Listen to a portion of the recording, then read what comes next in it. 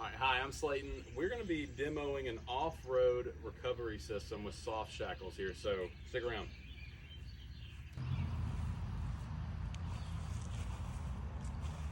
All right, for those of you who don't know, soft shackles are pretty ingenious. They pretty much wrap around anything. Come over here with me. What you want to do is just find an anchor point. Now these old Jeeps, obviously, they're so well built that just about everything's an anchor point. But you get your strap inside, get your soft shackle opened up, and you just stick the head in. There we go. Awesome. Killer. Now we're gonna try and rescue this Jeep.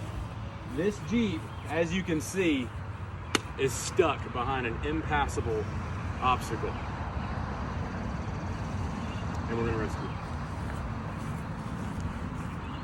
Next step, obviously, we're gonna get the truck pulled up a little bit further so that we can get this hooked up. So stick around for that. All right, so make sure there's no twists in your line here. And then next, you want to find a good anchor point on your vehicle. Don't just do it to something that is not connected to your frame. So I have these recovery points set up on the old F-150. That's good. That's good. All right, let's rescue the Jeep.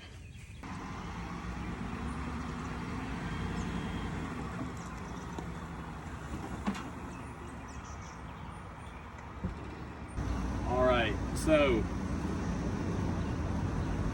yeah, this is actually pretty cool.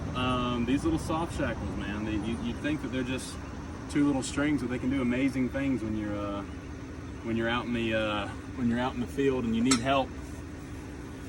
They don't weigh a ton. They don't add a lot to your gear weight. And these things rescued the Jeep. From there. Soft shackles, baby. Let's go. Yeah, the snatch. They set this snatch block too, which is in awesome shape. These things are more if you need an anchor point and you're trying to like get a mechanical advantage and double your pulling power. If you have a winch, we didn't have that in this scenario, right? We just had something that needed to be rescued. Vehicle strong enough to pull it out. We had two vehicles. This is if you're stuck by yourself and you have a winch, you need to pull yourself out. So that's what you would use a snatch block for. I'm not gonna lie, I've never used these before. This was stupid easy and is absolutely going in my gear kit. So some of this stuff can be a little daunting, but quick YouTube video and a little can-do attitude, and you have yourself a really simple and easy solution. EW.